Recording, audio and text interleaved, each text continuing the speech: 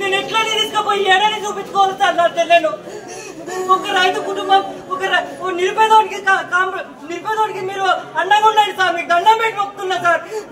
ఇలాంటి దోపాట్యుడు ఈ చోటి ముఠగొడుకులు ఉంటారు చూసినావా, వేస్ట్ లంచ కొడుకులు ఉంటారు చూసినావా, పని శాతగాని లంచ కొడుకులు. మాతో రాదు, పని రాదు, మేము చెయ్యమని చెప్పలేరు, తీసుకుంటారు, కమిట్మెంట్ తీసుకుంటారు. ఇంత దౌర్జన్యమా సార్ నాకు అర్థం కాదు. ఇంత చేస్తారు సార్ నాకు అర్థం కాదు. పని చేత కాదు, కాదని కాదని చెప్పండి. నువ్వు ఎన్నో వండుకొని వాళ్ళకి డైరెక్షన్ ఇస్తుంటే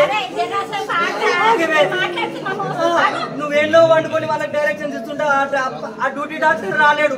ఆ డ్యూటీ డాక్టర్ ఆయనకి ఏం తెలియదు, ఆయనకి ఏం చేయాలో ఆయనకు అర్థం కాదు. ఈయన ఫోన్ చేసి నాకు చెప్తాడు, నువ్వు వేరే హాస్పిటల్ షిఫ్ట్ చేసుకో. నేను ఒక్కటి సార్, నా అమ్మ ఒక్కటి సార్, నేను ఎక్కడ పోతా.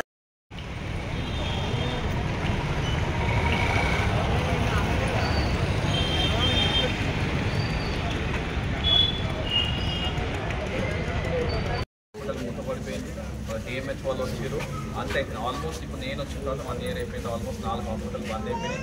మళ్ళీ వాళ్ళ కోచింగ్ రిలీజ్ చేసుకున్నారు, మాట్లాడుతున్నారు. వాళ్ళ కేసెస్ అయినాయి, వాళ్ళ ఉద్యోగాలు మొత్తం పోయేసి వచ్చినాయి.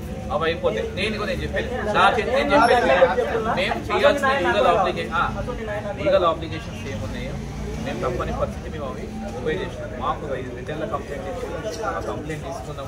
District medical health officers letter కొట్టినాం. వాళ్ళు వచ్చారు, మొత్తం లీగల్ టీం వచ్చింది, హెల్త్ డిపార్ట్మెంట్ వచ్చింది.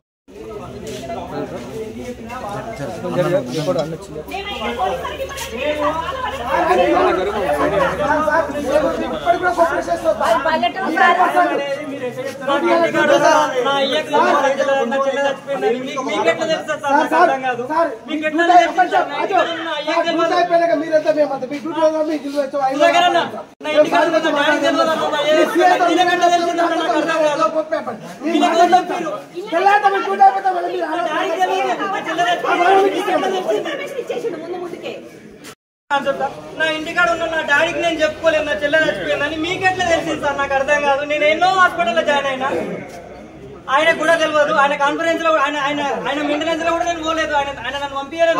మిస్టేక్ ఉంది కాబట్టి హాస్పిటల్ మిస్టేక్ ఉంది కాబట్టి పోలీసులు పిలిపించింది.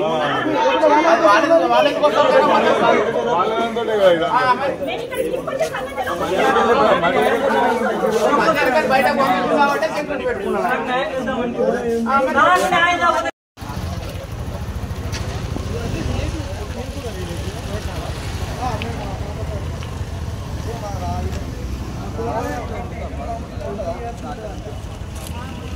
Thank you.